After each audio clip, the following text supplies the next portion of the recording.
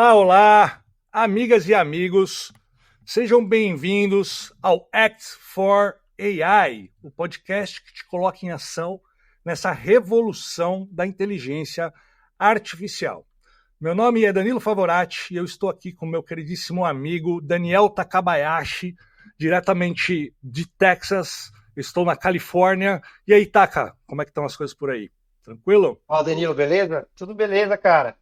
Mais uma vez estou aqui falando de Austin, Texas, e eu gostaria de, no episódio de hoje, apresentar um camarada meu aqui que eu conheci em 2019 no evento da Amazon, em Las Vegas, André Natal. O André, ele é Machine Learning Engineer há mais de, sei lá, com mais de 20 anos de experiência. Ele trabalhou durante muito tempo na Mozilla com o Firefox. Ele é de Santos. E agora ele mora no Silicon Valley, em São José, especializado em processamento de linguagem natural, reconhecimento de voz e mais outras cositas. André, fala aí, cara, fala sobre você. Pô, pessoal, um prazer estar aqui. Obrigado por me chamar, pela introdução aí, velho, bem gentil.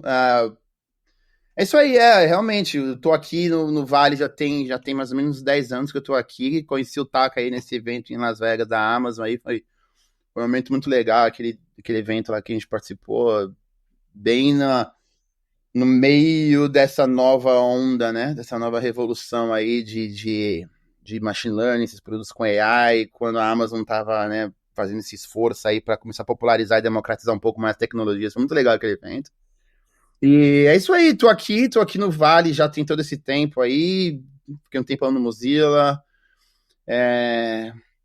trabalhei muito com AI do Brasil antes de ser legal, né? Quando era difícil de produzir aquelas coisas e ninguém acreditar em você. Mas é isso aí, tô aqui, vamos bater esse papo aí, conversar, né, ver o que tá rolando, o que aconteceu. Eu acho que é importante a gente saber, entender o nosso passado para poder se preparar para o futuro, né? Acho que essa é uma coisa legal que a gente faz aí nessas conversas. Tô aqui, vamos lá. Excelente, André. Seja muito bem-vindo. Lembrando a todos que estamos em todas as plataformas de podcast, especialmente no Spotify e também no YouTube. Então, sigam a gente, Act for AI, nas redes sociais. Cara, é um prazer ter você aqui. E uma das coisas que, na minha perspectiva, me chama mais atenção no seu histórico, né, é a sua experiência na Mozilla. E por isso eu gostaria de começar com essa pergunta. Cara, como é que você foi parar na Mozilla? É.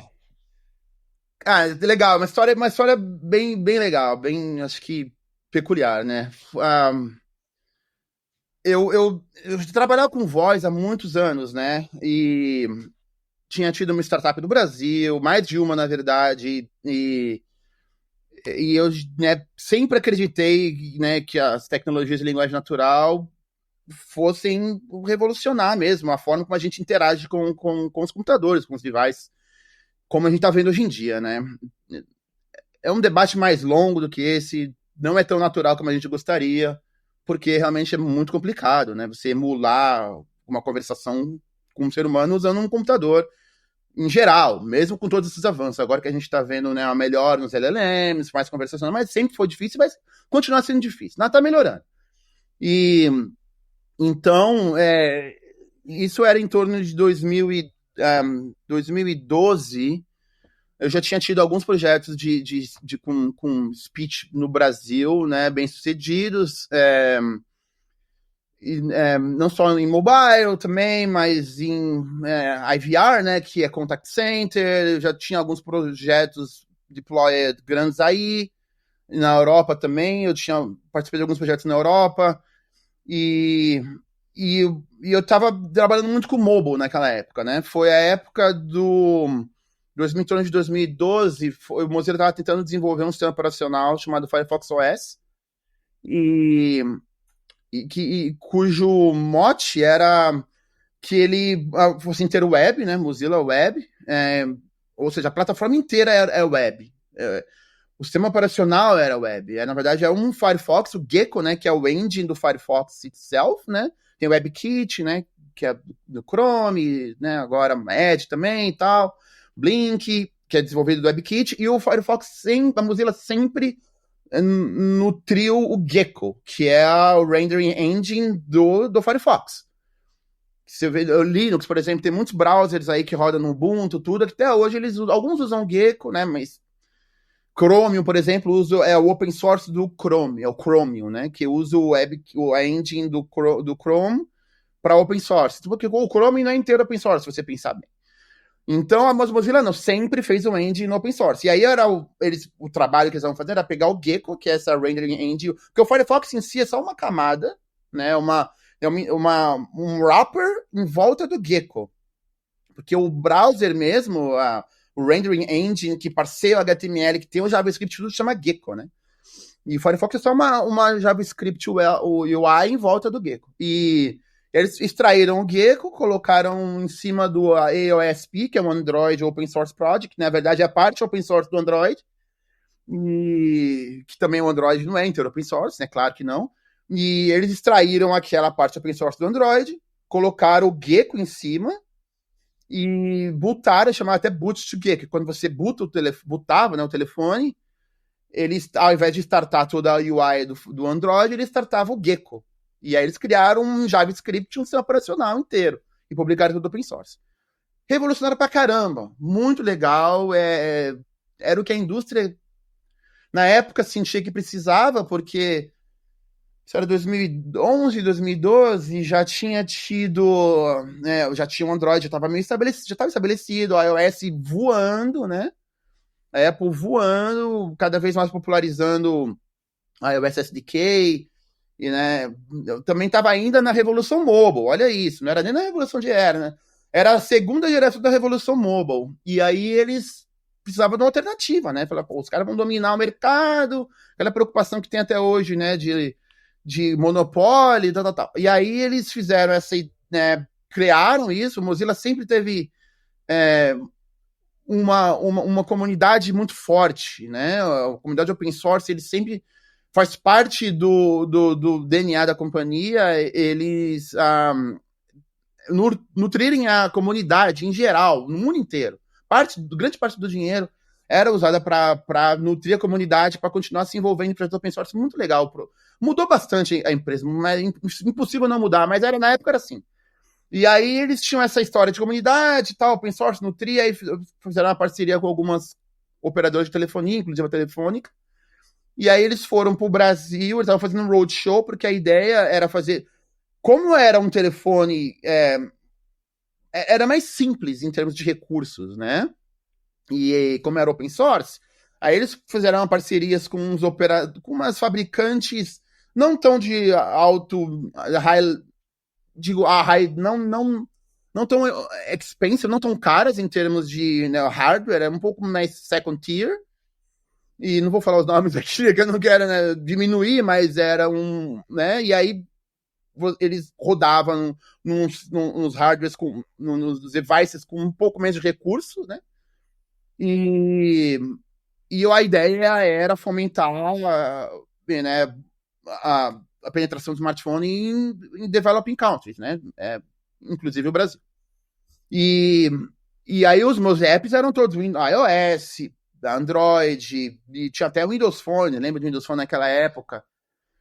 E aí eles estavam fazendo um roadshow pelo mundo, né? E aí um dos business development deles lá estava no Brasil participando do FISLI. Lembra do FISLI? Fórum for International Software Livre, Fórum Software Livre Internacional, que é sempre em Porto Alegre, né? Não sei se até hoje tem, mas naquela época o FISLI era gigantesco, né? Tinha gente do mundo inteiro participar do FISLI, era muito legal. O pessoal falando open source e eu sempre, né, a minha história é muito, muito louca aí, mas nessa época eu tava né, eu sempre fui usuário de open source, claro, mas eu não tinha dimensão da comunidade naquela época, né, e como o negócio é grande, a penetração é absurda, e como essas pessoas se envolvem com uma paixão realmente de outro mundo. Tem gente que deixa de trabalhar numa Big Tech e ganhar milhões porque ele tem filosoficamente, eu tenho que trabalhar com open source porque eu quero sou uma pessoa que gosta de give, né? Uhum. E eu não tinha dimensão dessa coisa, né, naquela época, entendeu? E aí eles, né, participaram do FISLI viram dois aplicativos na época, mas eles estavam bombando, né? E, né, Apple Store, selecionado toda hora, aplicativo do mês, New and Noteworthy, que eles chamam, né? Dá um Era exemplo bem aí diferente, Apple. de nome de aplicativo. Qual é o Eu nome dos seus desenvolvi um aplicativo aplicativos? chamado Fale Trânsito, que era, acho que foi o que eles viram que fez mais sucesso na época. Tinha outros, né? Tinha uns aplicativos, não tanto com speech, mas acho que esse foi o aplicativo que mais fez sucesso. Naquela época que realmente eles notaram e falaram, vamos conversar com esse cara. E ele já tinha o speech embutido, então. Era isso. Sim, era um aplicativo para iOS, ideia... tinha Android, e Windows Phone você falava... cresci, eu sou de Santos, né? Eu tava falando, mas eu cresci em São Paulo. Então, assim, eu sempre, o que eu posso fazer alguma coisa para fazer a vida do cidadão um pouco melhor, né? E eu pegava 2 horas de trânsito para ir de Pinheiros até Itaim Bibi, 8 horas da manhã. Aí eu falava, pô, cara, isso aqui não tem condição de vida, cara. Então, assim, como que você, né, sempre achando soluções? E uma das vezes que eu, tipo, é uma loucura essa cidade, cara. Um dia essa via tá boa, outro dia tá ruim. Que loucura é essa? Aí outro dia fazia outra via, a via condicionava. Aí eu tive essa ideia, bom, vou fazer um aplicativo que eu não sair de casa, eu vou perguntar, eu quero chegar nesse lugar, me dá uma condição melhor de trânsito pra chegar lá, sem precisar, né, me ajuda aí, tem vários... Lembrando que estamos falando de outras épocas, né? Não 10 anos nada, nenhuma dessas tecnologias 12, que a gente 13, tem hoje antes de Google Maps. Exatamente, tinha Google Maps já. Mas ele não era muito bom. Eu tô te falando isso porque eu também morava em São Paulo, um pouquinho antes disso, ali 2009, 2010, e eu fiz um aplicativo chamado De Olho na Estrada. Nessa mesma época, eu lembro desse aplicativo. Em 2011. Exatamente, a gente fez, saiu na revista Exame, saiu num monte de lugar, porque eu não lembro desse tinha. aplicativo. E pra gente era só mostrar a imagem de como estava o trânsito. As pessoas não conseguiam ver o vídeo das concessionárias quando elas estavam no trânsito, porque era 2G. Então a gente transformava em imagem e servia como imagem, como frames de imagem, né? Mas, por favor, continua aí.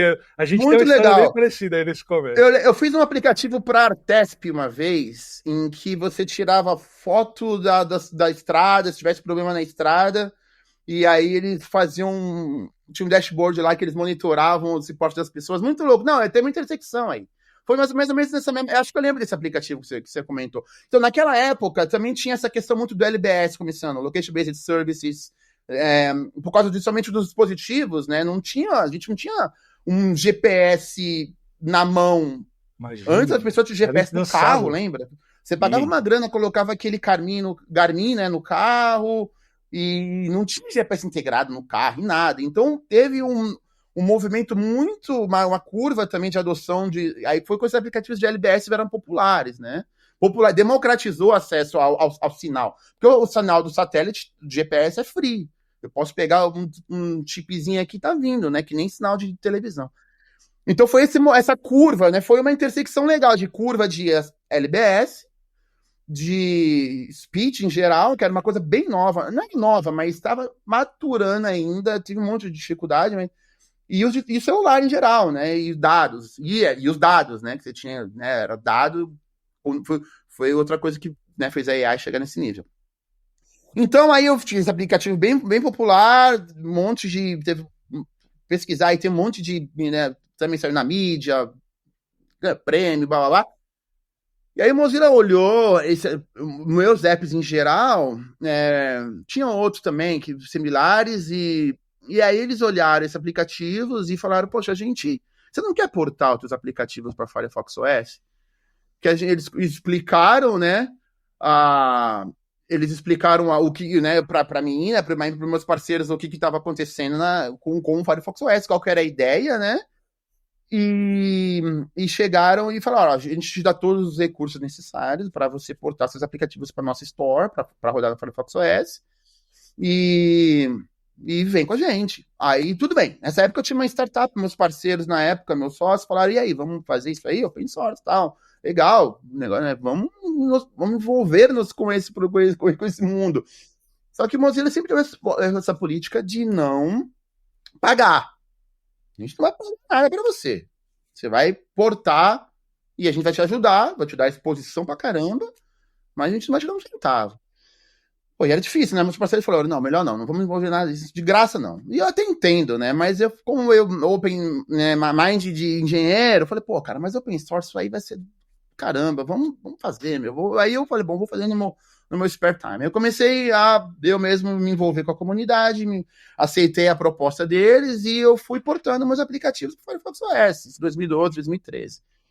E aí, e aí eu comecei a entrar do mundo mesmo do Mozilla em si, entendeu? Porque outra coisa legal que hoje mudou um pouco, na época ele era muito aberto, era muito acessível. Você é um contribuidor, um engenheiro que quer contribuir, cara, era como se você fosse parte da empresa. Eles começaram a me chamar para os eventos aqui, para os eventos na Europa. Eu fiz o porte dos aplicativos. Eu fiz o porte dos aplicativos, publiquei no Firefox OS, enquanto o WhatsApp, por exemplo, não queria fazer. Porque eles chegaram com a mesma história no WhatsApp e falaram, quer portar o WhatsApp pro Firefox? A gente vai te ajudar com tudo, nós vamos te dar um centavo. Isso antes de comprar, né? E eles falaram, o WhatsApp falou, não vai me pagar, não. Essa história é pública, fast forward, essa história é pública, mas a primeira razão do Firefox OS deu errado é porque, eles queriam atacar o mercado dos development countries, que nem o Brasil, developing countries, que nem o Brasil e Índia e tal, e sem WhatsApp não tinha como. Eles não entenderam que, na verdade, o mercado brasileiro o WhatsApp é popular, porque você me dá uma mensagem de texto, custava 50 centavos. E aqui nos Estados Unidos é de graça. Então foi uma dificuldade em que o próprio pessoal do Mozilla teve de entender que era muito mais necessário ter WhatsApp nesse aplicativo do que qualquer outro. Era o primeiro aplicativo que ele tinha que ter pago $1 milhão para o WhatsApp, que foi o que eles pediram, para portar o aplicativo e rodar, porque é isso que ia fazer popularizar o device, né? Enfim, aí eles não fizeram WhatsApp, mas eu fiz os meus. Aí me chamaram para o Mobile World Congress, antes de ser funcionário. Eu estava lá com minhas coisas, como contribuidor, me colocaram no stand lá, junto com eles, junto com a Telefônica, junto com os business partners deles, e André Natal lá, contribuidor open source do Brasil, fez esse aplicativo, as pessoas paravam, olhavam, falavam, mas como assim, com voz? Eu sei com voz, pegava e demonstrava na hora, no Mobile World Congress, em 2013. A pessoa olhava e falava assim, mas como assim? Nem a gente, nem ninguém tem isso, como você tem? Então, assim, aí que a coisa engatou, e eu tava tão envolvido na comunidade, eles iam com o business partner e ele falava, a gente tem voz aqui, e o cara da empresa lá que desenvolveu dispositivo na França, na Itália, no Japão, não tinha, falava, quem que fez? Não, chama aí, eu tava indo de reunião, representando o Mozilla sem nem ser funcionário dos caras. Aí chegou um momento, aí que foi onde foi pivotal moment, foi que em 2014 eu participei do Google Summer of Code, 2013. Eu participei do Google Summer of Code, que até hoje eu acho que é uma das iniciativas mais legais de open source que o Google faz, que eu acho que se o cara tem tempo, o cara tem que fazer. Se o cara tem vontade, ele tem que fazer. Que o Google, ele paga uma stipend, que é tipo se fosse uma bolsa, não sei falar em português, mas uma ajuda de dinheiro, custo. Uma ajuda de custo para você, engenheiro, desenvolvedor, contribuir com algum projeto open source. Era muito grande, não sei como que é hoje, mas na época que eu fiz era gigante, tinham muitos projetos. Tudo que você tinha que fazer era submeter uma proposta. Você submete uma proposta, né, para o Google e tinha uma lista de projetos em que você, como uma organização open source, você aplica, o Google analisa, faz o match e fala, tem esse cara aqui querendo contribuir com isso aqui.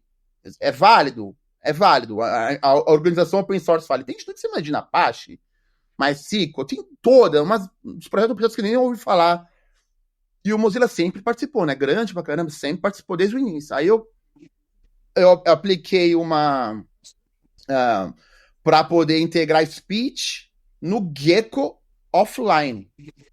Porque o que eu estava fazendo na época, eu estava usando os meus serviços de speech online e o meu aplicativo, que na verdade era uma página JavaScript, uma página, um website encapsulada rodando no telefone, era isso que era um app na época para o Firefox OS. Era um website responsivo, com toda aquela história, né? Rodando no telefone e usando meu serviço online. Aí era legal, todo mundo gostava, eu falei, não, mas tem que ser offline. Isso aí tem que ser offline, não tem jeito, speech tem que ser offline. E é que nem type, né? Porque se você tá substituindo type, você não vai, né? Type, tudo você digita uma tecla, vai pro servidor, ver a tecla e responde, você digitou um C. Não dá, né? Tem que ser offline, pô. Até hoje é online, mas tem que ser offline. Então, aí a gente... Aí eu apliquei pro Google Summer of Code, com esse projeto de portar o Firefox, integrar os modelos, integrar a stack de inference inteira que eu usava na época. Isso antes de TensorFlow, antes de tudo que você imagina. Bem no começo do Deep Learning. Deep Learning, nessa época, estava começando a revolucionar Computer Vision. Sim, já tinha muito tempo, claro, né? Mas estava por causa do CUDA, né? Na verdade, o que mudou tudo foi quando o CUDA ficou mais acessível, né, as GPUs ficaram mais baratas. Foi aí que a coisa começou mesmo a pegar. Então, os algoritmos estavam começando a revolucionar Computer Vision, detectar o gato. Gato não é gato, lembra dessa história, né? Detectar MNIST, né? Que é detectar caractere, handwriting. Estava começando a popularizar aqui nos Estados Unidos, né? No Brasil, então, né, nem falar, nem tem nem, né? Enfim, e aí eu, né, era uma stack totalmente separada, independente de speech, é que nem o Whisper da época, digamos, né? Integrei no Gecko, apliquei para o Google Summer of Code, participei lá os 3 meses né, do projeto. Integrei no Gecko, o Google aprovou, Mozilla aprovou, legal, show de bola. Funcionou, isso aí foi mais uma loucura na vida, porque eu tava meu trabalho, trabalhava por uma empresa de speech na época, né, que era na Espanha. Eu tinha saído da minha startup, tinha vendido minhas shares, tinha caído fora por causa de outras razões, trabalhava por essa empresa de speech na Espanha e contribuindo para o Mozilla. Aí o Google, naquele ano específico, 2014, eles estavam fazendo uma reunião de 10 anos aqui em São José. Estava completando 10 anos do Google Summer of Code e eles estavam fazendo uma reunião aqui. O Google estava sponsoring de graça para todos os contribuintes do Google Summer of Code. Nos últimos 10 anos, se você tinha participado, você podia aplicar, request um ingresso, eles iam te dar um ingresso de graça aqui no Convention Center, aqui do lado da minha casa hoje. E você podia vir e participar do evento do Google, 2, 3 dias lá de evento, um monte de palestra, tal, demais, né? E aí o Google tinha uma história lá do Google Summer of Code, se você fosse um dos primeiros a submeter, que você ia vir no evento, ele te dava hotel e tudo. Aí eu, caramba, eu vou participar disso aí, quero ir pra isso. Eu nunca tinha vindo pra cá, 2013, né, 2014, não, 2013, e eu, não, 2014. Aí eu falei, cara, quero ir pra isso, quero ir lá, meu. E aí eu mandei o request pro Google, o Google, a mulher na hora respondeu, ela respondeu assim, não, beleza, o hotel e o ticket tá garantido pra você. Aqui em São José, 3 dias de evento, 3 dias de hotel aqui no Hilton, aqui do lado do Convention Center. Aí eu disse, legal, pô, tem isso, né? Pô, cheguei pro Mozilla e falei, ó, o Google me deu o evento, o Google me deu o hotel, tem como vocês, pô, pelo menos a passagem, né? Vou representar o Mozilla, vou, né, apresentar o projeto, vou aí no office de vocês aí em Mountain View.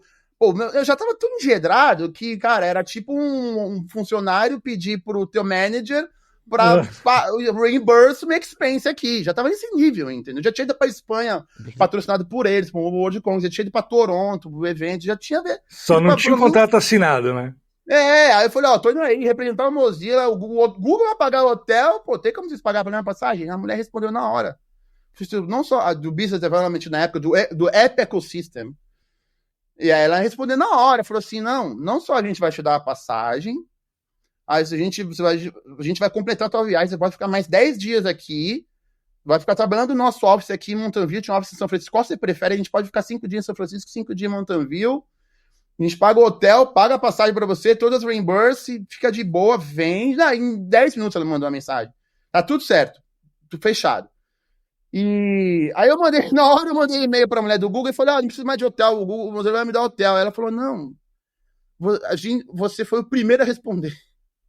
Então nem vai ficar. Eu tinha hotel do Google, hotel do Mozilla, tudo pago. Você tinha 2 hotéis pra ficar, por falta de um. Aí vim, participei do evento, foi fantástico, esse monte de gente. No dia que eu cheguei aqui, na hora que eu pisei aqui, eu deposei em São José, que é uma coisa que nunca mais aconteceu. tinha um voo São Paulo, LA, São José, que não tem mais. Infelizmente não tem mais. Para o Brasil tem que ir lá vou lá passar por cima da casa do Taca, aí desço por lá. Não tem mais esse voo por aqui, né? Houston, não tem jeito. Washington, Miami, Chicago.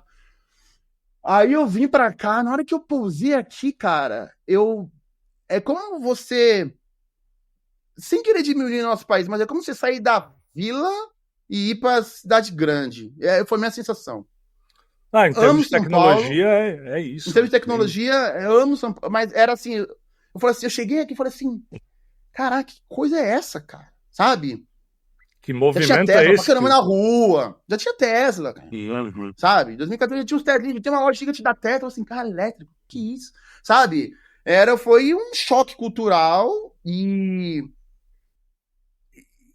a cultura do empreendedorismo, a cultura da tecnologia, a cultura de todo mundo forward thinking. Eu chegava a falar com alguém de speech. Não, eu trabalho com speech, o cara sabia como foi esse produto. Você usa esse modelo, você usa Hidden Markov Models, mas tem Deep Learning vindo, tal. Aí o cara entendeu tudo que eu falei. Enquanto no Brasil eu tentava vender um produtinho para uma empresa lá, o cara, mas quem que precisa de voz no telefone, cara? Que é isso? Eu quero só vender a Edge aqui, eu quero fazer aqui, pegar a API, usar aqui, não quero desenvolver, eu não quero R&D nenhum, tem que comprar dado, que dado? Comprar corpos de speech, que é isso? Chegava aqui, os caras já entendiam todo o meu linguajar. Eu falava assim, cara, o cara entendeu o que eu falei, tudo, não precisa nem explicar. Então, assim, pra mim foi um choque muito grande. Eu liguei pra minha esposa, eu liguei pra ela no primeiro dia.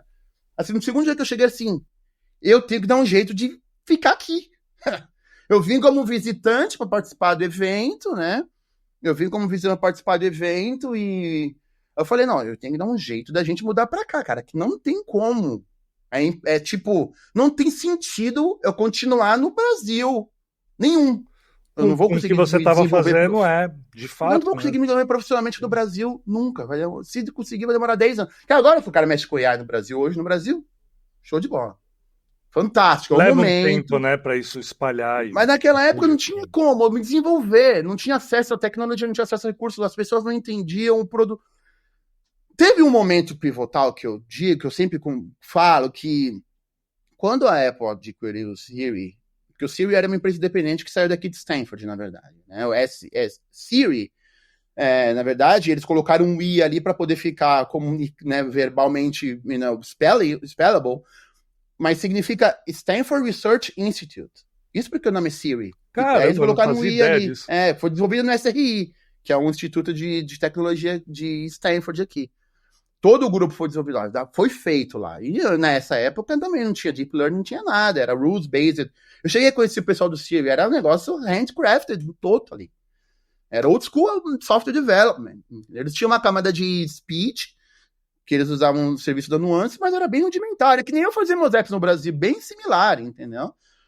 E chegava, o cara falava, eles conseguiam uma database e achava a resposta. Então, foi assim que a coisa chegou. Assim que eu cheguei aqui, cara. Eu sei que me alonguei aí, mas assim que eu cheguei aqui, assim que eu entrei no Mozilla, eu pensei, eu falei, eu tenho que ficar aqui.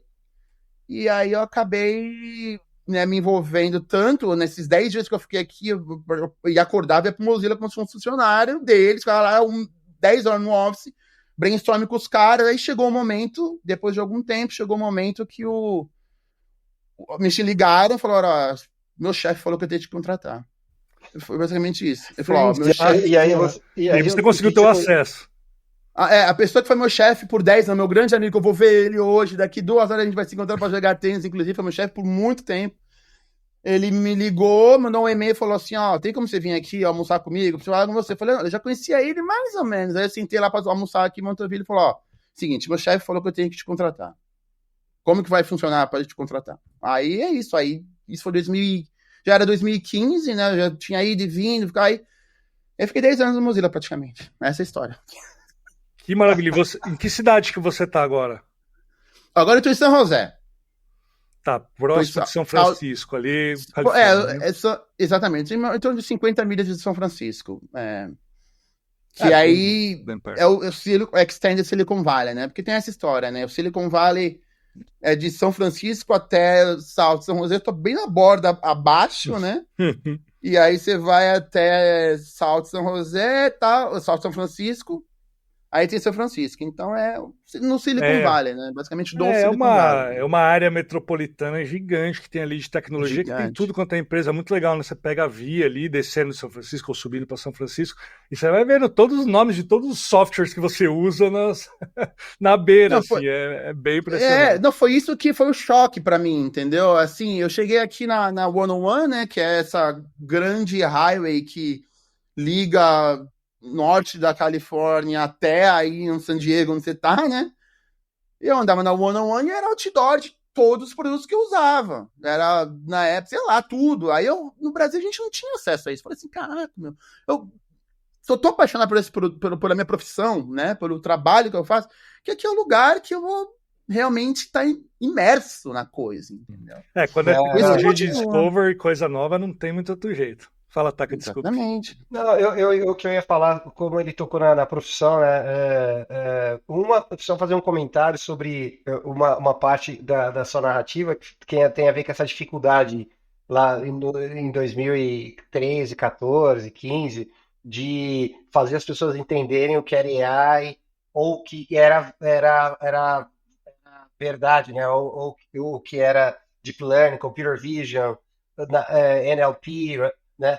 Era bem difícil, porque foi a mesma época que eu fundei a Bull Labs, que era esse laboratório de AI em São Caetano do Sul, em São Paulo, com um monte de nerd. Meu, a gente era uma casa, era uma hacker house, a gente era, sei lá, uns 20 caras, e, cara, a gente se divertia pra caramba tentando entender a parada, porque antigamente não tinha tanto conteúdo, não tinha material, Deep Learning era bem difícil, os frameworks que a gente utilizava estava no começo, então era tudo quadrado, nada funcionava, era difícil fazer tudo.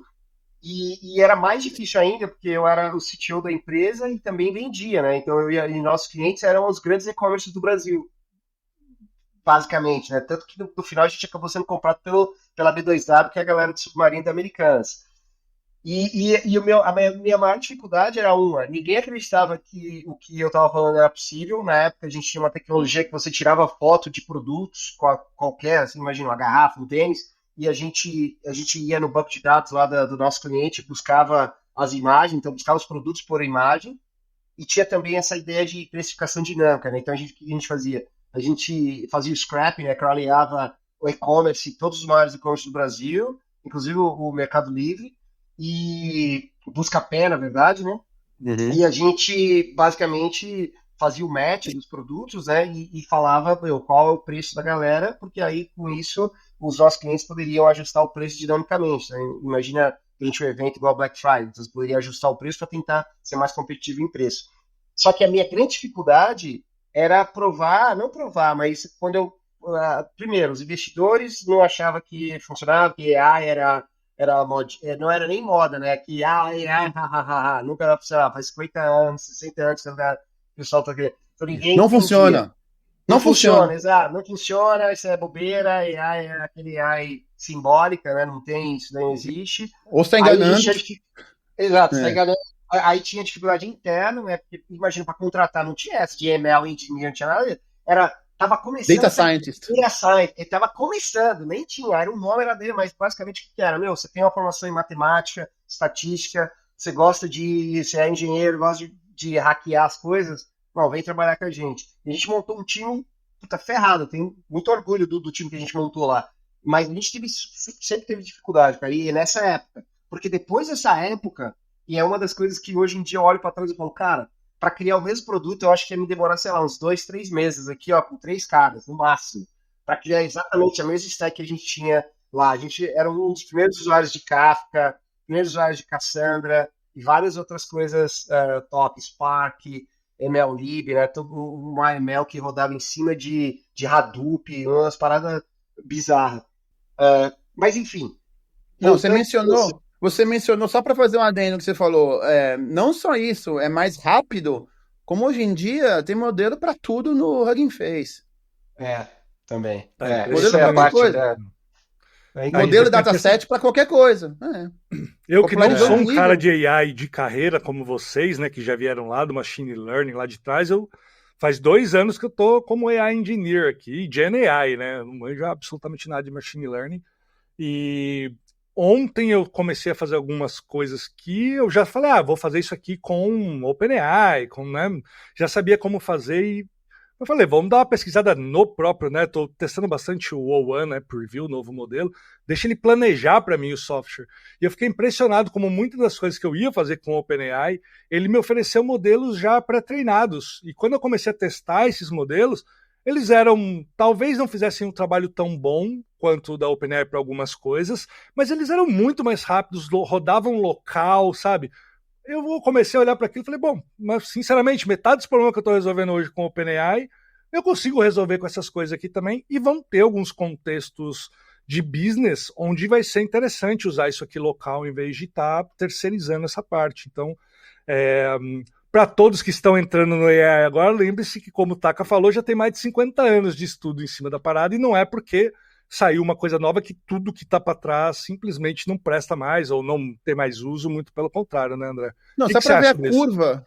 Só para ver a curva, não, você tem toda razão. A curva é absurda.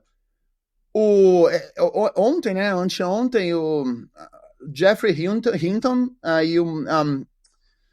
e um outro engenheiro, um outro pesquisador, na verdade, esqueci o nome dele, mas também bem famoso né, dentro da academia, não só na academia, mas né, na iniciativa privada também. Esqueci o nome dele, depois eu dar uma pesquisada. Eles ganharam o Nobel de Física e na pesquisa, quase a pesquisa de redes neurais artificiais, né? Porque, na verdade, é a forma barata de explicar como funciona uma rede neural artificial, né? Fazer essa analogia com o neurônio do cérebro, porque por causa que ele recebe sinais do outro. E só por causa disso, na verdade, porque nem a gente sabe como, né? E o neurônio recebe uma informação, processa, passa para o outro e aí vai aprendendo, né? Loosely based on this concept, né? E aí eles ganharam esse Nobel, mas a pesquisa deles iniciou em 82. Nossa, foda isso. E aí, eu tava lendo um artigo sobre que o Andrew, né? O Andrew ele estava comentando sobre isso, que esses caras foram os primeiros acadêmicos de AI que receberam o Nobel. É interessante, porque é o reconhecimento do mundo, né?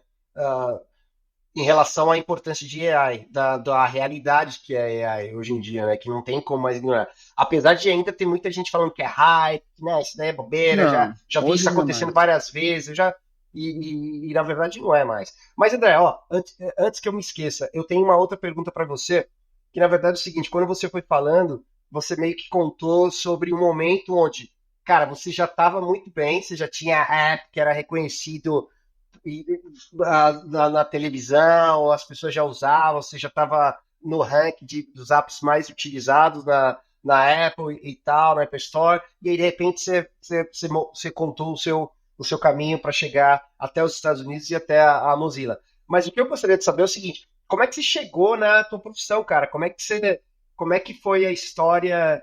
Como é que você decidiu trabalhar com computação, com engenharia? Quais foram as partes mais interessantes que você poderia compartilhar com a gente, os desafios que você teve, até você chegar naquele momento onde tinha um aplicativo seu que era usado por milhares de pessoas? Demais. Não, vou tentar não me estender tanto, porque a história é longa também, tem tempo aí, né? Tem um cabelo branco aqui, começando a crescer, não é tanto, mas começando a crescer, minha barbinha não é tão branca assim. Por isso que eu faço a barba, pra não aparecer. Então, eu sou de Santos, natural de Santos e tal, minha mãe falou que sempre fui curioso, né? E ela falava que nem os meus pais, eles não têm nem nada relacionado com ciência em geral, né? Meu pai era pescador, empreendedor de pesca, sou de Santos, né? E minha mãe era dona de casa. Aí acabou que eu, né, minha mãe sempre me incentivou a pensar analiticamente brinquedos analíticos e tal, e aí quando eu tive acesso ao primeiro contato com computadores em torno dos 10 anos de idade, minha mãe me colocou numa escola para programar, né? Mais ou menos isso, eu tinha 10 anos no colégio, sei lá, quarta, certo, terceira, aprendi a programar lá, logo, basic. Começou no logo também. Pô, o logo formou muito caráter, né? O Alexandre, que participou do último episódio, foi no logo também. Eu comecei no logo também. Tartaruguinha, né? Uhum. Fazer a tartaruguinha andar. Aí eu tinha 10 anos de idade. Eu lembro hoje claramente, eu com 10 anos de idade, no laboratório de computação do meu colégio, lá no Brasil, lá em Santos. Eu lembro disso até hoje. E aí eu falei, que coisa fantástica. Eu lembro a minha reação, cara. Você vê como me marcou, né? E aí foi isso. Aí, né? Sempre curioso. Naquela época existia o curso técnico de processamento de dados, que eu acho que esse foi pivotal, né? Que aí eu fiz uma grade curricular num colégio junto com programação. Aprendi como ser um profissional de software na época, de IT, né? Junto com o colégio. Tinha aula de química, história, geografia e junto com linguagem de programação.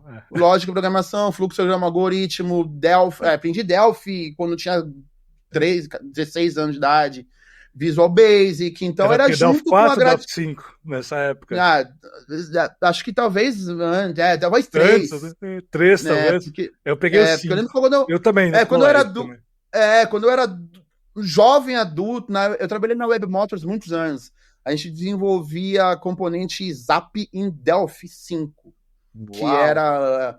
Zap era o análogo do CGI BIM para o IIS, que era o web server da Microsoft, rodava no Windows NT. Você me desenterrou agora, muito Nossa. Velho, exatamente. Minha primeira linguagem web foi ASP3, eu rodava no IIS. Então, foi para substituir... ASP3, exatamente, rodava no IIS. Aí depois veio .NET, aí tudo isso virou lixo.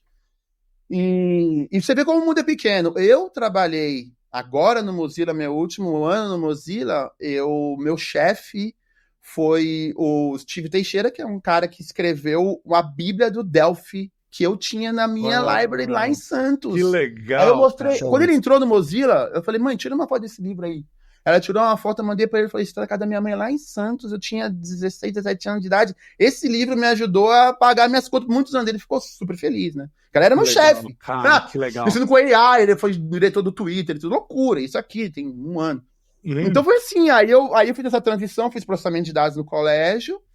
Quando eu terminei a escola, high school, né?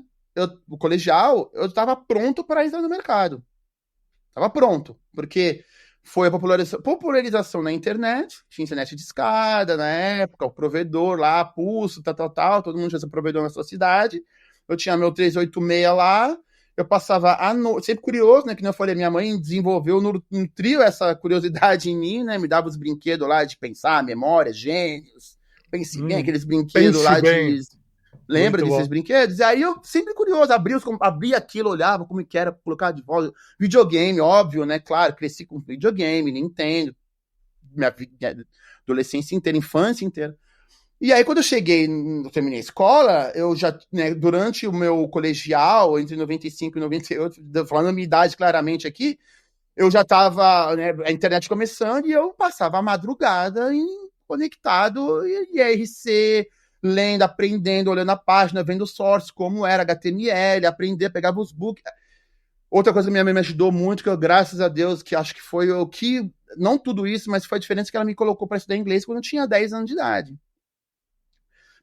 Ela me deu uma enciclopédia quando eu tinha 10 anos de idade, eu lembro até hoje a enciclopédia que eu tinha, não sei se tá aqui, eu trouxe meus livros do Brasil, uma enciclopédia de inglês, 3 enciclopédias de inglês, de dicionário de inglês, chamado Michaelis, nunca esqueço. Lembro, tava na tinha o Michaelis também. Michaelis, estava na minha casa, ficava no meu quarto. Que legal. Eu li um negócio em inglês no site, eu pegava o dicionário e aprendia. E aí aprendi inglês, aí estudei um pouco, estudei na escola. Quando eu terminei o colégio, eu era muito bom em inglês, porque eu estudava desde criança. Eu era muito bom em computação, passava em tudo. E aí as outras coisas lá, química e tal, já era mais ou menos meio preguiçoso, né? Então, aí meus amigos, a bola, tênis, né? Brasil, eu jogava tênis. Então, assim, jogo de futebol na praia, eu não ia, eu ia ficar jogar tênis, ficar no computador. Então era um nerd old school, entendeu? Quando não era legal ser nerd. Quando não era legal, Aí eu acabei indo para computação, foi natural. Terminei a escola, fiz uma engenharia na FEI, em São Bernardo, eles são aí do ABC, né, sabe? Fiz uma engenharia na FEI, super caro, super, né, time consuming, sabe? E umas coisas que era legal. Hoje eu entendo que foi, né, tem momentos e momentos, mas não era para mim. Aí eu fiz uma engenharia na FEI, já sabia fazer site, já fazia programar em Perl, já sabia programar, era o começo do PHP, já fazia site pra cara, já tava. Aí eu terminei Aí eu, primeiro ano, fiz uma engenharia, tinha 19 anos mais ou menos, 19, 20, eu falei, cara, esquece isso. Aí eu comecei a entender o mercado de web, né? De web, na época chamado Web Developer, né? Webmaster. Webmaster, nossa. Botei no meu currículo Webmaster já, cara. Aí minha carreira decolou. Aí eu comecei a fazer site, aí um monte de coisa aconteceu, né? Um monte de coisa aconteceu. Aí trabalhei em um monte de empresa de diversos segmentos no Brasil, em Systems Developer in general, né? Fazendo sistemas, fazendo site, fazendo tudo que você imagina. E no Brasil você trabalhou mais tempo na Web Motors? Foi a empresa que você trabalhou mais tempo? Eu acho que eu fiquei 2 anos e pouco na Web Motors, bem na transição, né? Eles virarem uma empresa, porque virou parte do banco, né? Foi comprada pelo banco ABN na época, que também não sei se existe mais, banco holandês. No momento de virar startup para deixar de ser startup. Eu estava lá bem quando foi comprado, né? Quando era fã, né? E antes de virar uma corporação, porque virou parte de uma corporação. E aí foi muito louco, porque eu estava lá na época das Torres Gêmeas, quando teve o crash de 2000, e aí eu senti... Pegou menos no Brasil, mas um monte de empresa quebrou, a época começou o boom, né, de 99 até 2001, aí o boom, aí explodiu a bolha, eu tava já no mercado, né? E tudo isso self-learning, entendeu? Né, que eu falei, aprendendo muita coisa, veio .NET, aí eu trabalhei muito tempo em vários portais. Trabalhei na Globo.com, trabalhei na Webmoto, não falei, trabalhei no IG, fiz um monte de... Trabalhei em todas as empresas de web, também muito em web. E aí, em torno de 2005, foi quando o Speech apareceu na minha vida, né? Tinha um amigo que morava aqui já no MIT e tal, e falou, ó, Speech é uma coisa que tem que começar a estudar. Bicho, tem 20 anos que você tá estudando essa parada, e aí, agora que deu esse salto, não, mais ou menos não, você bizarro, não sabe, em 2005, quando eu fui apresentado à tecnologia, tinha um amigo meu na época que já morava aqui, parceiro meu de negócio na época, quando na minha primeira startup, ele já tinha vendido uma empresa de speech aqui para Nuance, o cara era brasileiro, em Minas Gerais. Ele tinha entrado no MIT, aí ele fez uma empresa lá de speech no MIT, fundou a empresa entre 2000 e 2004, 2005, aí ele vendeu a startup dele para Nuance, que foi adquirida pela Microsoft uns anos atrás, e ele já tinha vendido uma empresa de AI em 2005, nem smartphone tinha, a gente tinha Nokia em 95, Nokia 6600. E aí ele me apresentou e falou, isso aqui você tem que estudar, essa tecnologia vai rolar. Eu usando um Palm na época, cara. Eu sempre gostei muito de telefonia também. Comunicação em geral. Na Web Motors, um dos meus primeiros projetos em 2003 foi chatbot. A gente fez não chatbot, mas uma forma de comunicar através de Messenger. Você entrava na página no Web Motors, você entrava no site, e aí tinha anúncios de carro, né? Você anunciava o seu carro. Aí, a gente desenvolveu um protótipo lá que você clicava no carro e falava, eu quero comunicar agora com o vendedor do carro. E aí a gente tinha um usuário da Web Motors no MSN, no ICQ, essas coisas, lembra? E aí você fazia a comunicação da página com o Instant Message da pessoa. Que legal. Teve uma empresa do Brasil que ganhou muito dinheiro fazendo isso. Nessa época, Aí foi que eu começou no dia, mas isso precisa uma pessoa responder. Por que não tem um chatbot aqui? Isso em 2002, 2003, não tinha tecnologia nenhuma. E aí que o meu interesse por NLP começou e tudo. Mas era muito rudimentar, e a gente não tinha essa tecnologia, e eu também não tinha o conhecimento necessário na época. E nem o processamento de máquina também, a real é essa, né? Custava muito caro treinar as coisas, né? Eu ia na Santa Efigênia comprar plaquinha de vídeo, entendeu? Então, assim, minha carreira também, né? Eu tava começando.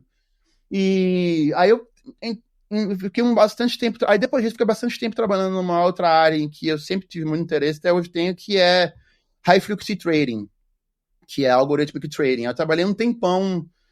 trabalhei um tempo na Bolsa, trabalhei um tempo algumas corretoras no Brasil... desenvolvendo sistemas de trading, em geral, né? Participei da migração na bolsa para FIX, que é um protocolo em que faz que abriu a bolsa, na verdade, né, para os participantes trabalharem. Então, assim, eu gosto muito de mandar ordem, né? Aí foi a popularização do home broker também. Antes você tinha que ligar para o teu broker e comprar um ativo. Implementei vários home brokers no Brasil, várias. Eu trabalhei na CMA, Eu usava aquele da agência Estado na época. Era um dos únicos que você conseguia comprar e era caríssimo. Isso, a Agência Estado era concorrente da CMA, que era a empresa que eu trabalhava na época. CMA e a Agência Estado eram concorrentes na época desenvolvendo home brokers. Vários amigos meus eram para lá e para cá, CMA e Agência Estado. E eles eram software vendors do mercado, eles desenvolviam os home brokers para os bancos, entendeu? Eles desenvolviam um home broker out of the shelf para o Credit Suisse, por exemplo, instalar e rodar lá sem ter que desenvolver in-house, entendeu? Eu ganhei muita exposição com o mercado de trading, trabalhei bastante tempo com derivativo também,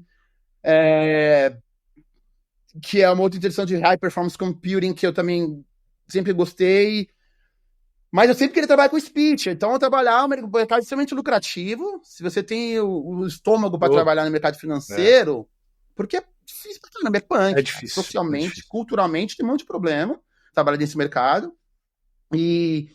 mas sempre gostava de trabalhar de speech, eu sabia, putz, cara, isso vai rolar, vai bombar, e aí ficava aquele segurança de trabalhar no mercado financeiro e ganhar bem, trabalhar com tecnologia de ponta, que é high frequency trading, segurança, tudo que você imagina, web, toda a intersecção de todos os, né, as vertentes de produto em geral, de software, né, legal. Se quiser trabalhar com segurança, podia. Se quiser trabalhar com high performance para fazer o trade mais rápido, podia. Tudo que você... Web. Tem todas as áreas ali que tu... Tem todas as áreas, entendeu? Sim. E finance também, que eu acabava aprendendo pra caramba. Sim. Ou vou trabalhar um negócio que ninguém liga, que não dá dinheiro nenhum, que todo mundo acha que é coisa de maluco, que eu tô viajando na maionese, que é speech e AI em 2010, 2008, sei lá. E aí eu, obviamente, como um cara que gosta de problema, né, resolver problema, como todo hacker, ele gosta de se imaginar, eu fui pra área de speech, mas foi a escolha, eu acho que pra mim foi o que te trouxe foi a decisão hoje correta. Onde você tá, né? Então você saiu depois de 2014 e 2015 ali do Brasil, ficou 10 anos na Mozilla, e aí chegamos a mais ou menos agora aí, né? O que aconteceu depois da Mozilla? Eu saí da Mozilla não tem muito tempo, foi no passado que eu saí da Mozilla.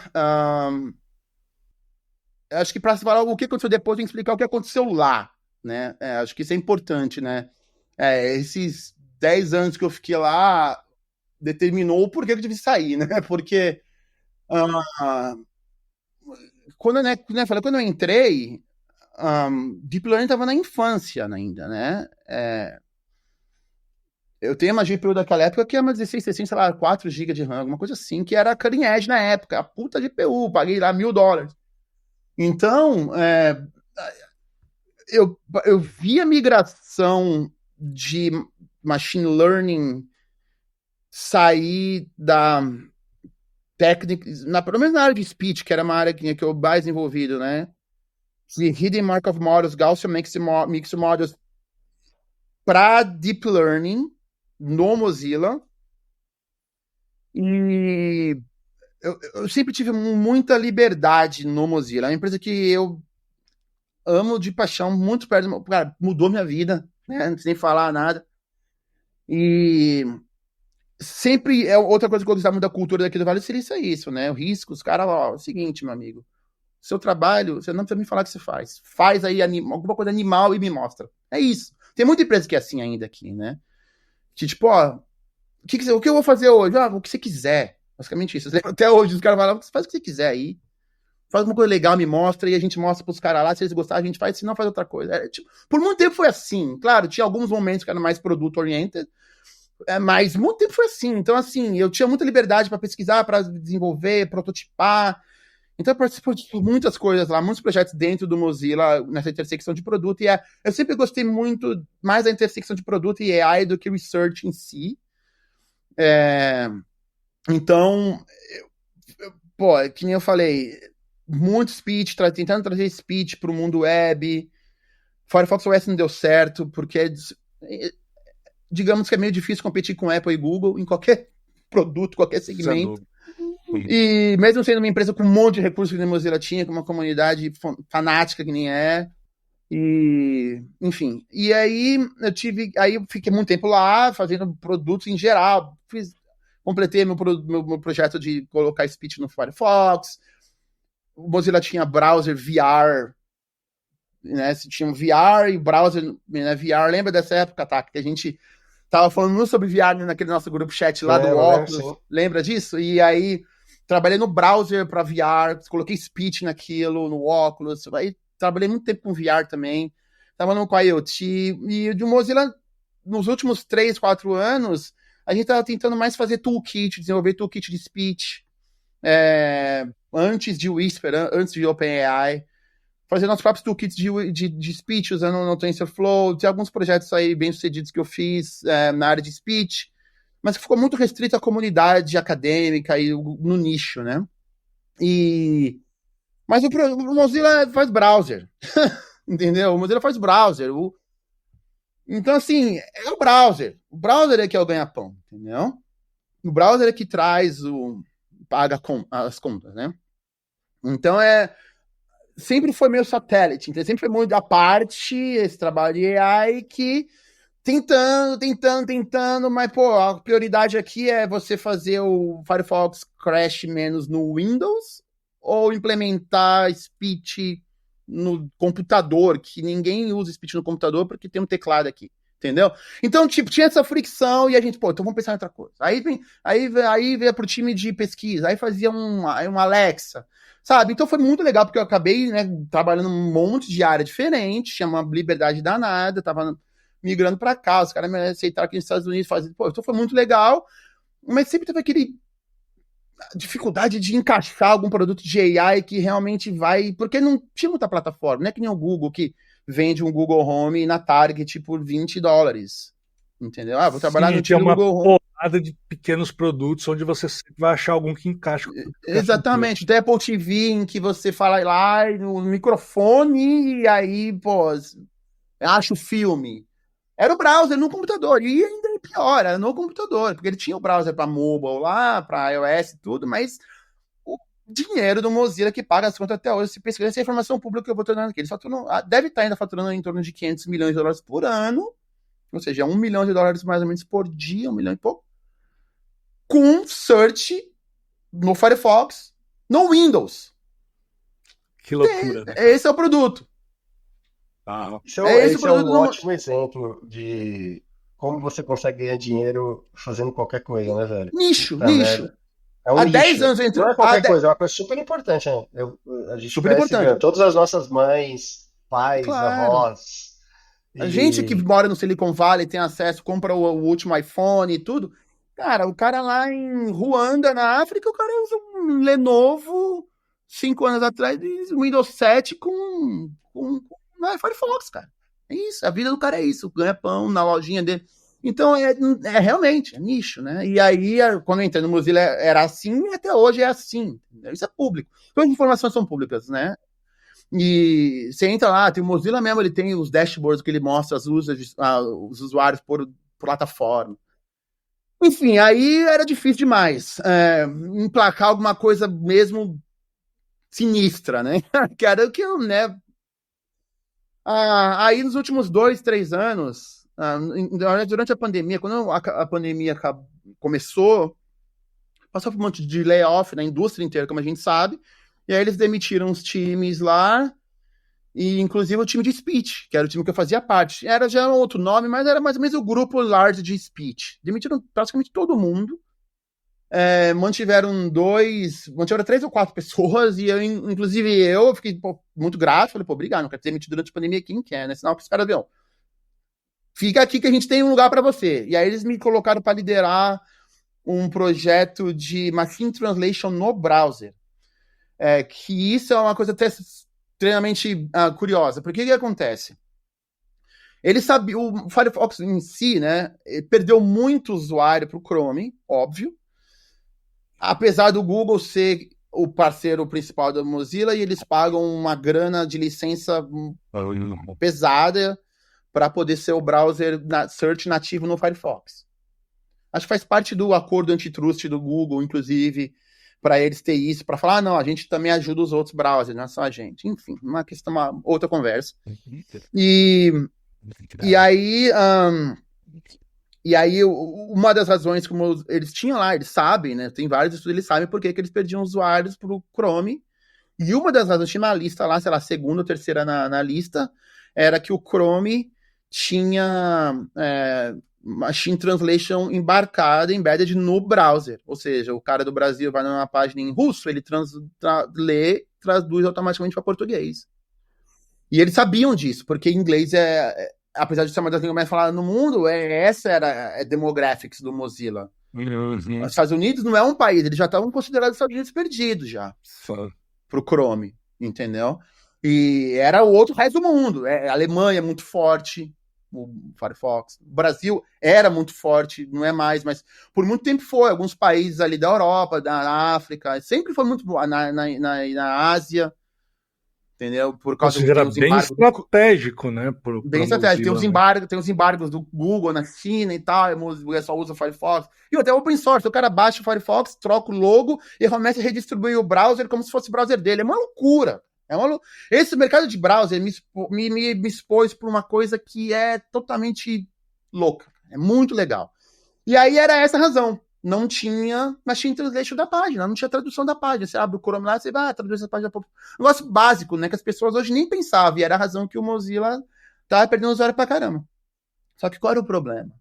Era o mesmo problema da questão de speech. Por que eu falei que eu queria colocar speech no browser? Porque como que você vai integrar speech num navegador da internet que você baixa de graça e que é um dos, queira ou não, é um dos produtos que você mais usa no seu dia, é o teu navegador de internet. Mais do que app. A WhatsApp, tudo, é o navegador e ponto. Não interessa o device.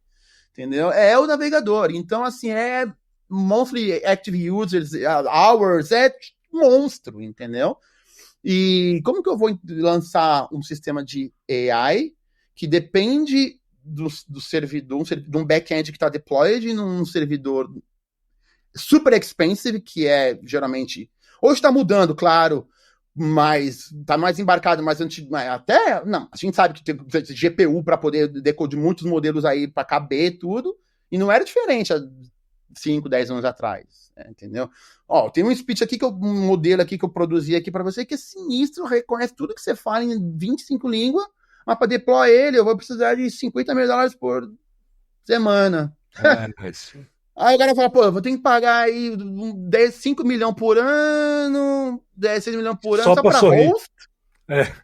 E aí, se tiver muito uso, vou ter que escalar isso aí. Puta, cara, e aí, mano? Não vai rolar. Como que vai? Qual que é o tick? Qual que é a derivada? Vou fazer a derivada daqui, ó. Se eu aumentar aqui o custo, quantos que usuários que eu vou ter mais? A gente não sabe, a gente tem que experimentar. O cara falou, não, esquece, vamos arrumar o crash no Windows aqui, no Windows em russo, porque crash aqui, porque o code do char7 é diferente, e esse é o foco. Isso vai resolver menos crash. Traz mais entendeu? Então era uma coisa louca. E o Google não, o Google sempre teve todos os computers da vida eterno, né? Os data centers dele, então eles colocavam de graça e estavam aí. Até hoje é no server. Até hoje o Google Chrome se decode no server deles lá. 1 bilhão de usuários, sei lá, 2 bilhões de usuários. Imagina, cara, é uma coisa que é impossível de competir, né? Então, essa é uma das razões que uma parte da nossa linha de pesquisa sempre foi desenvolver tudo embarcado no navegador. Por isso que meu projeto lá em 2014 era trazer speech por telefone. Então, esse foi o grande problema com o speech, porque até hoje os modelos de speech são muito grandes. Você baixa o Whisper aí, o bom mesmo, sei lá quantos mega, 200 mega, 300 mega. Não tem como você chip isso para um cara com uma banda narrow bandwidth na África, na Ásia. A gente mora no Vale do Silício, que eu tenho fibra, 5G, não é assim no mundo inteiro, entendeu? Então tem essa dificuldade também, né? Pô, como que eu vou chip o modelo? O Firefox tem 20 mega e o modelo para tradução são 400 mega. Não dá. Então tinha essa fricção. Então, muito tempo pesquisando isso, aí, como eu já tinha bastante experiência colocando esses modelos de speech embarcado, durante a pandemia, eles espremeram, falaram, ó, tem um projeto aqui que era uma grant da União Europeia. Eles tinham entrado com a União Europeia num projeto de democratizar machine translation, em geral. Se você pesquisar, chama Bergamot, o nome do projeto. E aí o Mozilla entrou com eles com um consórcio de universidades europeias e com o objetivo de desenvolver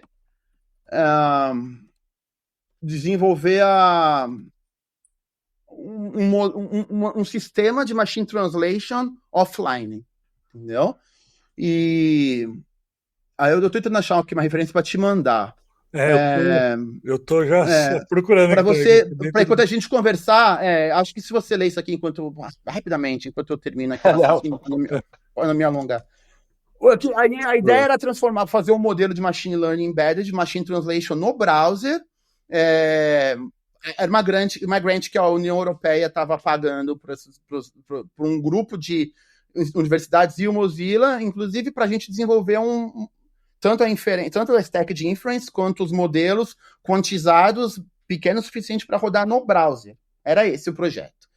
E aí eu liderei a parte do Mozilla, tinha os researchers na Europa lá, e enfim, a gente usou uma engine lá, portou tudo para WebAssembly, quantizamos modelos, criamos importamos a engine de C++ para WebAssembly, embedded no browser na Web Extension e ship aqui.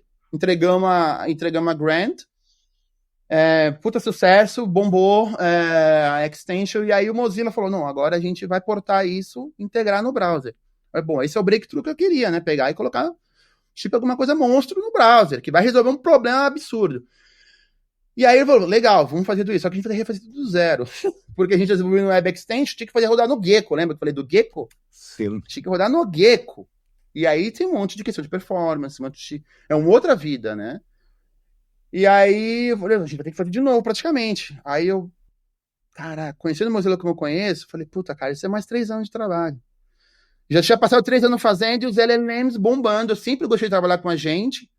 Se você ver esses produtos aí que eu falei, sempre conversational interfaces, chatbots, agents em geral. Aí eu falei, cara, os LLMs bombando, OpenAI lançando modelo atrás de modelo, o Hugging Face. Aí, putz, cara, é hora de sair. Aí não vou passar mais 3 anos mexendo com Machine Translation de novo para refazer tudo para rodar embedded no browser. É mais Systems Engineering, entendeu? Do que AI em si, né?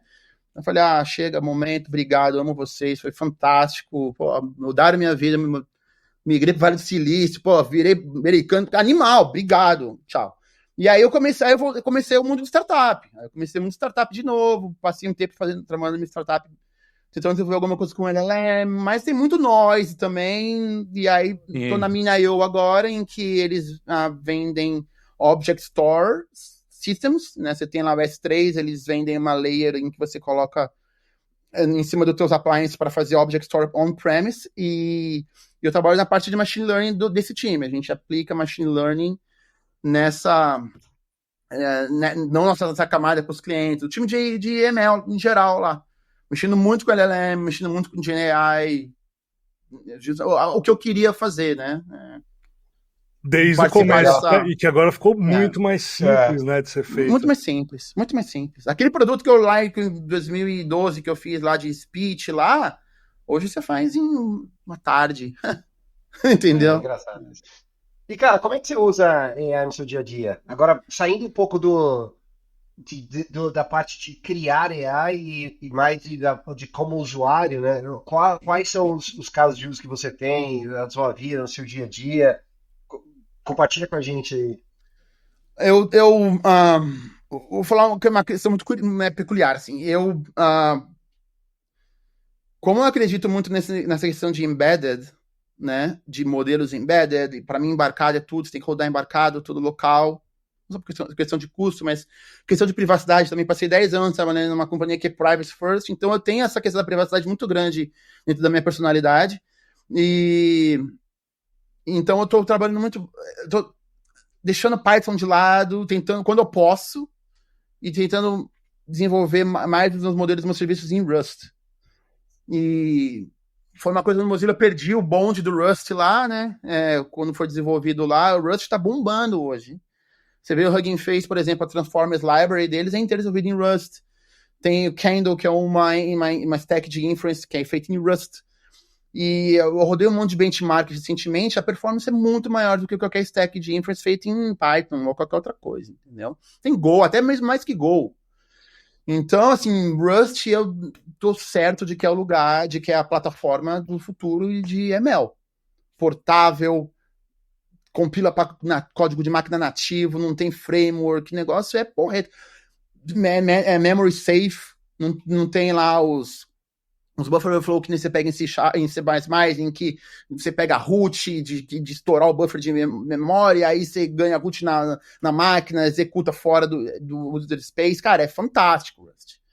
Só que a linha de aprender, a curva, né, aprendizado é muito steep, é bem complicado. É diferente, meio funcional, não tem object orientation, é doida a linguagem, né? Para mim, né, que veio desse mundo mais de Python, né, eu falei JavaScript, eu sei décadas de JavaScript no Mozilla e C#, essas coisas.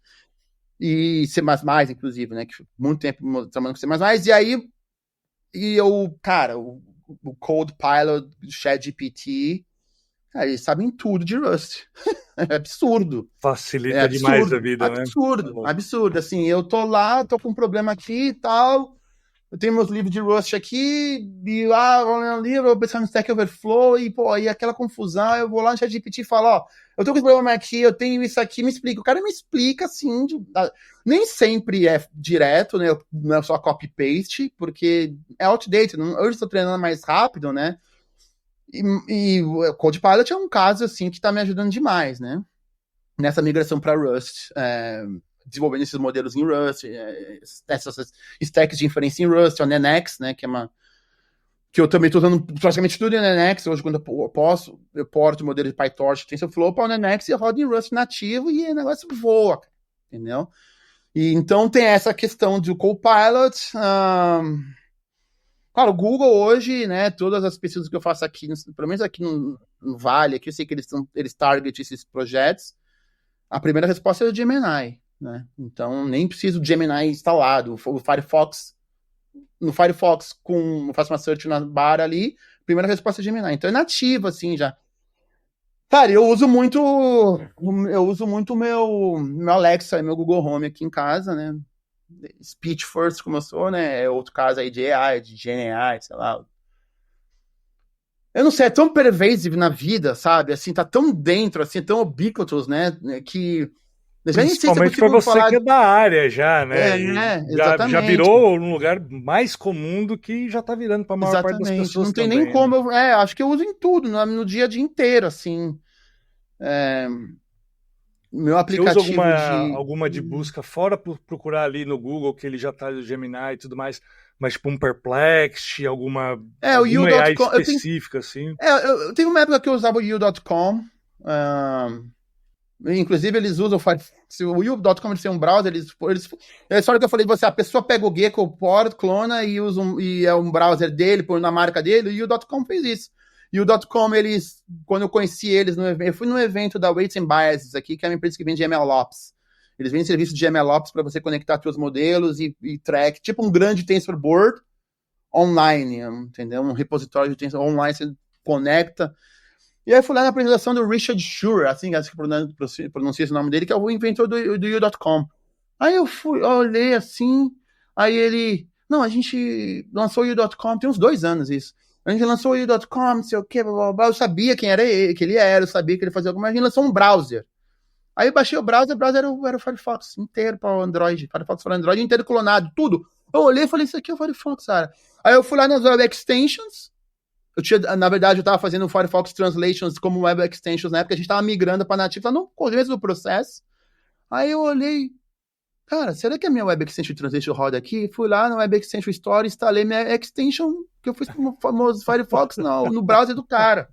Eu falei, cara, que loucura. Que loucura. Aí eu usei um tempo.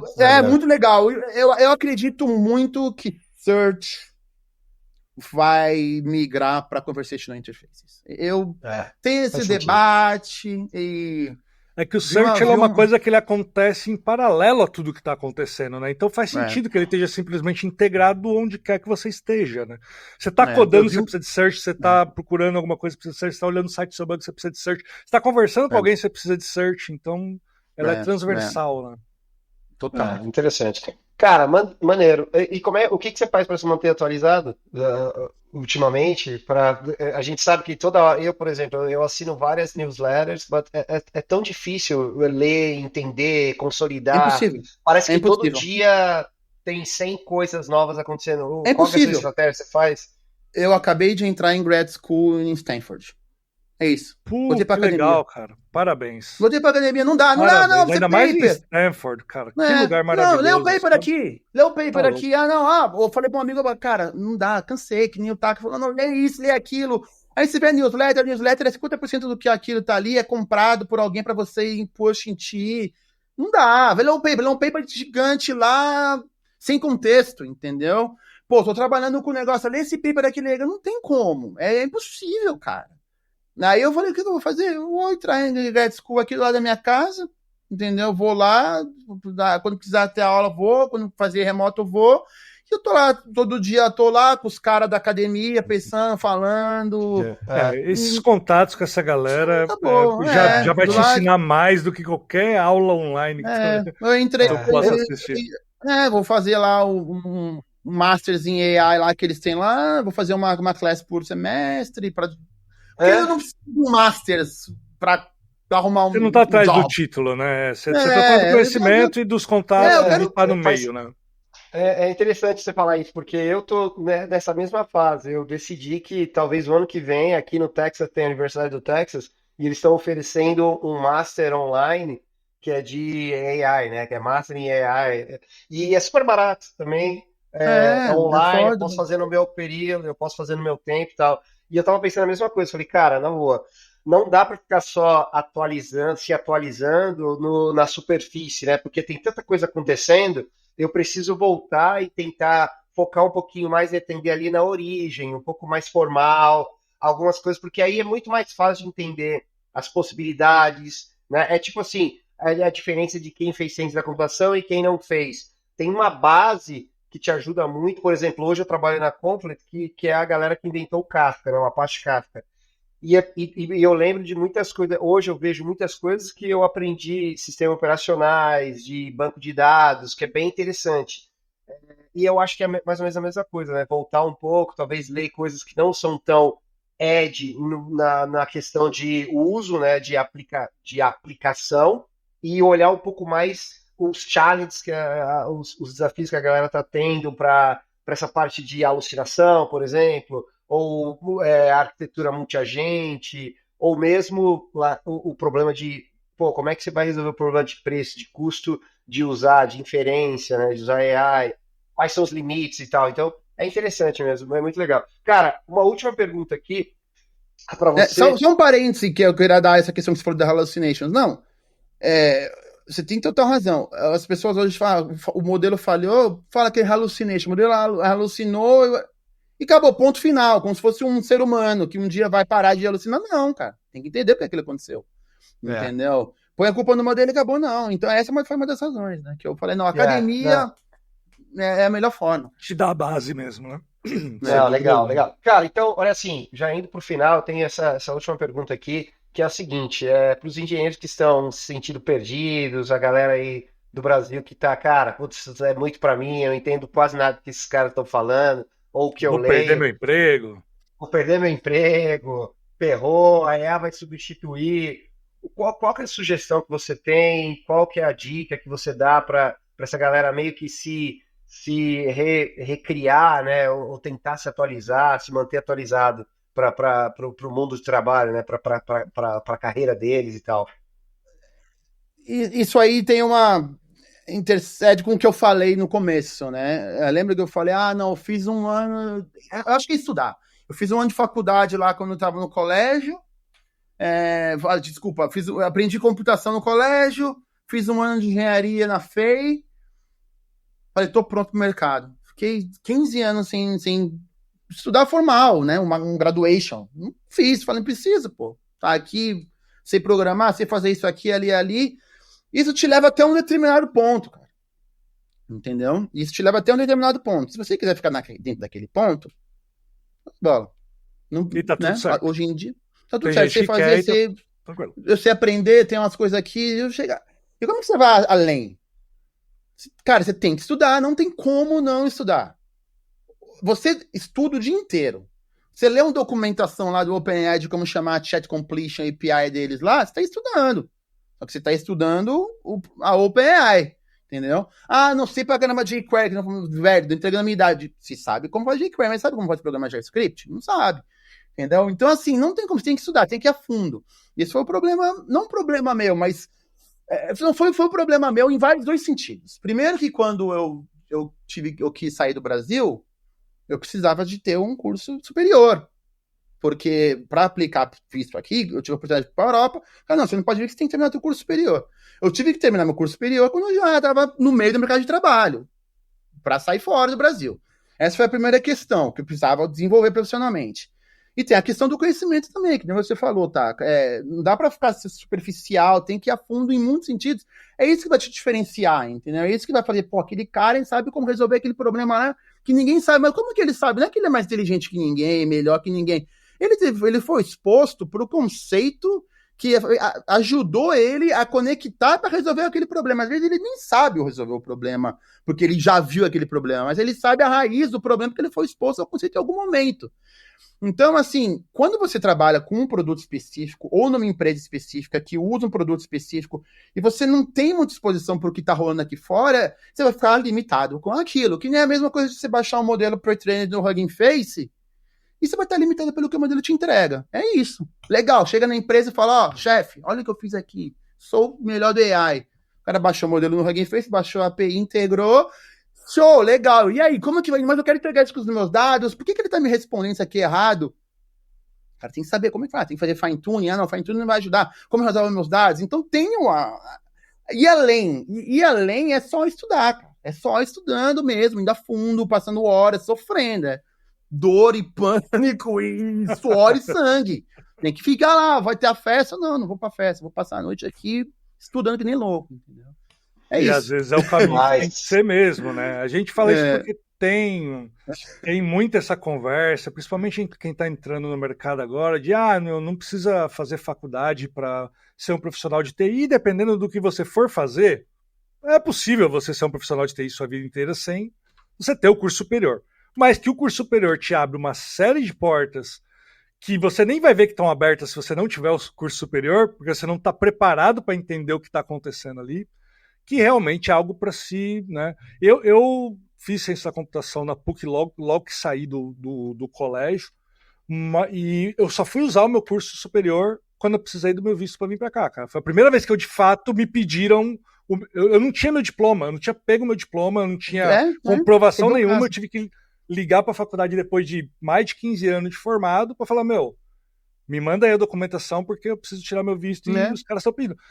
Para uso mesmo no mercado foi isso. Agora, os contatos que eu fiz, o aprendizado e a base que eu tive, que me fizeram aprender todo o resto mais rápido depois, porque eu sou um cara muito mão na massa também, eu não sou um cara muito acadêmico, não. Eu sou um cara mais da prática, de fazer a coisa rolar mesmo. Mas essa base ela é importante para todo mundo, para o acadêmico e para quem tá no dia a dia também. Então, acho que queria também passar essa mensagem para a gente. Não tem que ter pânico de, nossa, ou eu faço faculdade ou não existe lugar para mim. Não é assim. Mas, de fato, você tem um curso superior, uma formação formal que te dá essa base, ele multiplica todo o resto que você vai fazer depois disso. E, Danilo, só para esclarecer também, eu acho que a grande questão não é a formalidade do curso superior, o diploma aí no final. Tem a ver com o conteúdo e a profundidade do conhecimento que você tem que adquirir para poder ter esse diploma. Então, às vezes, a pessoa tem indivíduo que ele tem menos proatividade de ir lá estudar determinados assuntos, que talvez ele nem saiba que existe. E aí, quando você entra numa instituição e você tem que seguir ali um processo, porque é um processo, é uma formalidade, uma burocracia, aí, às vezes, é quando você se expõe a conteúdos que jamais você nem saberia, autores, pessoas, ideias, de forma de pensar. Você nem sabe que existe, forma de pensar, exato. E você tem que se adequar à academia, à ciência, à forma com que a tecnologia e qualquer tecnologia que a gente trabalha, que a gente usa, ela é criada. Então, eu acho que tem muito mais a ver com... Eu acho que essa estratégia de voltar a estudar tem muito mais a ver com isso, com ter acesso a coisas que talvez só googando você não vai você não vai conseguir chegar lá só buscando no Google e blá blá blá, do que a formalidade do diploma no final, que é uma coisa que o André deixou bem claro, e eu também. Eu não estou querendo fazer um master porque eu quero ali o diploma no final. Eu já tenho a minha carreira desenvolvida, estou indo muito bem. É muito mais a ver com, cara, eu preciso me manter atualizado, preciso saber o que mais está rolando, tem alguma coisa rolando, preciso me conectar com outras pessoas que talvez estejam nessa mesma jornada que eu, entendeu? Tem várias formas de fazer isso. Você pode participar de meetup, você pode participar de.